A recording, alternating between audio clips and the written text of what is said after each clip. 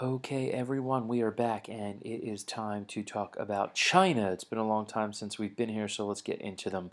When last we left off, the Chinese had been conquered by the Mongols, and the Mongols set up the Yuan Dynasty, and that would go on for about a century or so until finally in 1368 the Chinese had had enough. And you will get the beginning of the Ming Dynasty, which I'll talk about shortly. Ming Dynasty would go from 1368 to 1644, and basically what set it off were, one, the Chinese tired of actually being ruled by the Mongols, but a series of famines which led to massive disease and high taxes on the peasants, which led to quite a bit of peasant unrest. And you also had the nobility, which was trying to figure out a way. And the thing is they just needed a leader, and they were to get one. And they were to get one from a place where it should not have come from, and that would be from the Emperor Hongwu.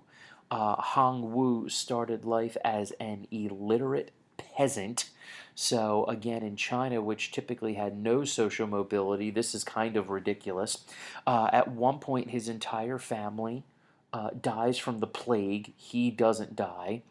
He lives on the streets till he finds his way to a Buddhist monastery, and he will become a Buddhist monk, and he learns how to read and write. But as was the case at this time, that monastery that he lived at was destroyed by the Mongols. However, he survived and led him to join a group that had formed to push the Mongols out. He slowly but surely rose up to lead them, and in the end, he was the general that drove them out. And remember, by this point, the Mongols had spread themselves a little bit thin, and slowly but surely, other areas were able to push them out. And he would be really, really impressive. Now, when we look at the achievements of the Ming Dynasty might be one of the most important dynasties ever because they were the ones that restored order after so long and were able to push out the invaders that had come in. They will massively expand. They're not quite as big as the Tang, but they're going to be really, really big. And they're really going to reestablish imperial control. In here, we're not going to have governors. We're not going to use other powerful nobles. Everything is going to come from the emperor.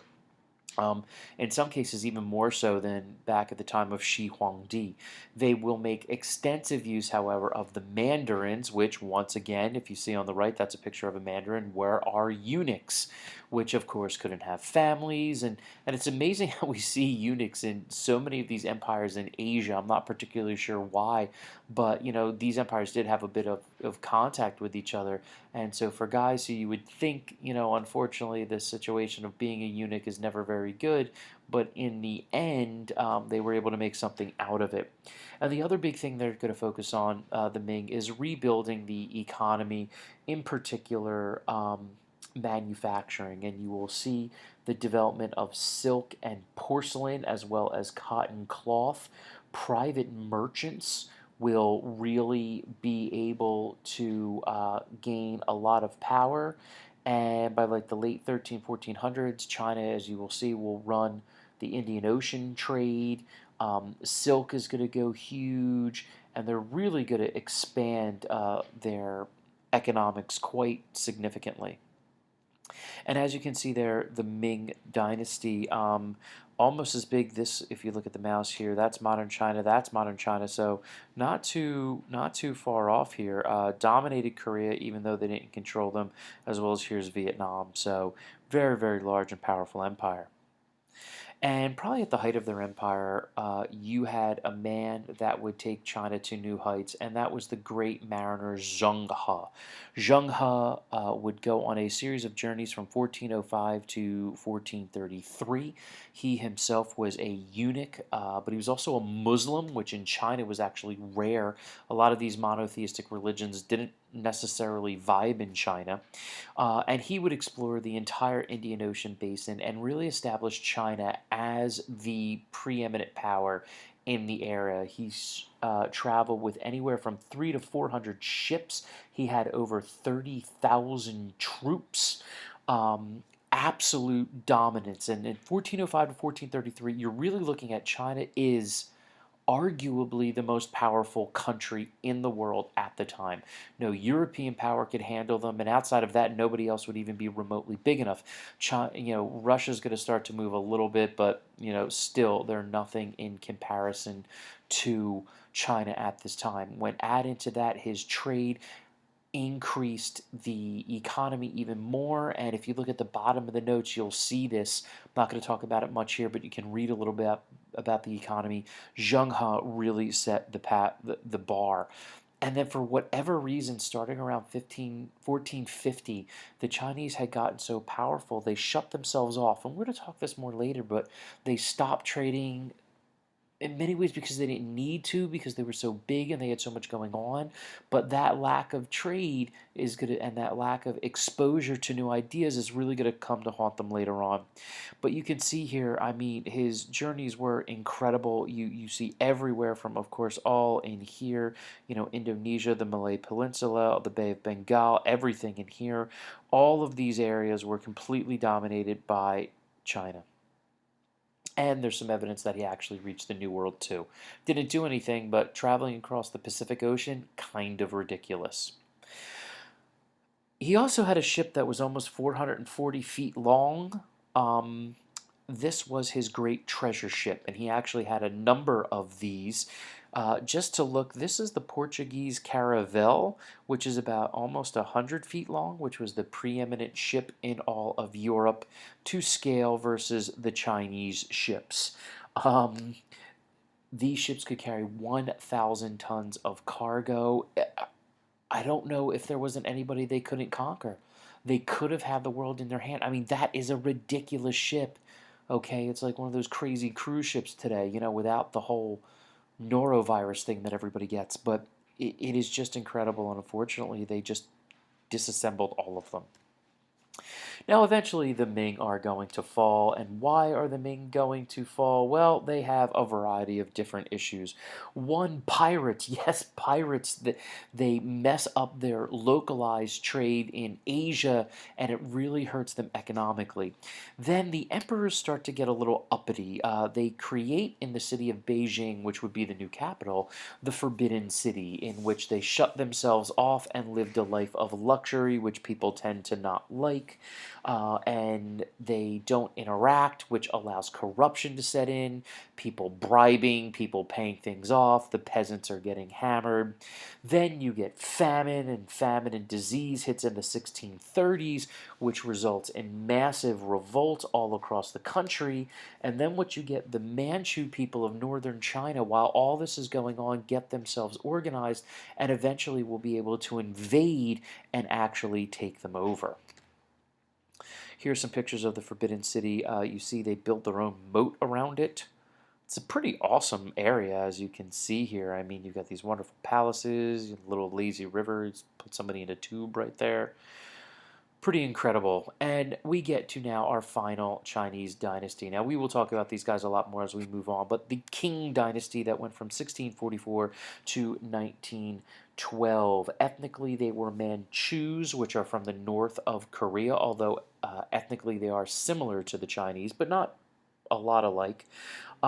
Their key guy was Nurhaci, who was able to unify them into kind of their own country, if you will, from 1616 to 1626, and eventually get them in a position when in 1644 they could take advantage of the fall of the Ming. They will really conquer everything. They will take China to its greatest size, and they will also take being an emperor to the all-time heights. The emperors would be referred to as the sons of heaven. They would live a life of luxury, and the concubines, and we talk about all those things. A harem of women. Lots of audiences and ceremonies. Anybody that met the emperor would actually have to bow down 3 times and knock their head with their fist 9 times. People weren't even allowed to write his name. You weren't even supposed to speak to him.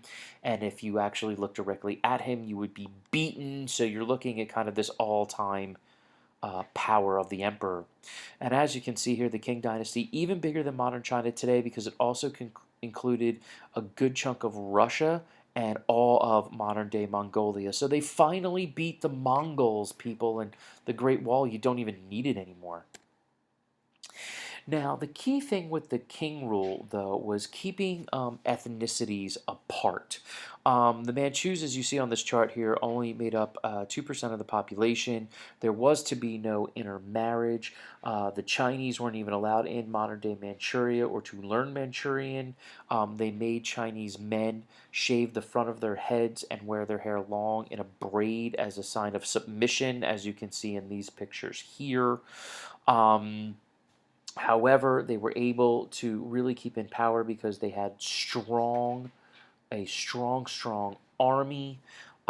They embraced religions that were popular, both Buddhism as well as Confucianism as well. So they will adopt some local Chinese customs, which kind of allow the Chinese to accept them in a way. But what really helped them was they expanded the civil service. Civil service really got very impressive at this time. And the schooling became even more intense, as you see actually a picture of the schooling over here. Only the best of the best would be even allowed to take those civil service tests that we had talked about previously. And just the tests themselves were crazy. The picture on the left, that's a testing center. You would go into this room, okay, with only a water pitcher, a chamber pot, bedding, and some food. You would be searched upon arrival. Then for 3 days and 2 nights, you would take exams and write essays, and it was insane. But if you passed the test, you immediately were part of the nobility, and your life would be pretty impressive. And the king would reach their greatest heights under the great Emperor Qianlong from 1736 to 1795. They will expand on the arts like calligraphy, printing, and painting. The empire became so wealthy because of that internal trade, and they had some of the best farming techniques in the entire world at this time, that they actually will cancel taxes on 4 separate occasions. It was really incredible. The economy was just huge. Their population was growing. For instance, from 1500, they would have 100 million. By 1750, during the rule of Qianlong, they would have 225 million people. It was really incredible, but it was the king that really put the lockdown on the entire country. Okay, they'll trade a little bit with Southeast Asia. Qianlong creates just an army of hundreds of thousands of men, but they don't ever get like gunpowder cannons, guns, and things like that. So despite China going on this run to become the super powerful nation, they'll set themselves up for failure, and then eventually the Europeans show up, and in many cases, we know what happens then. All right, so let's make sure you get your comments and questions, and I'll see you guys tomorrow.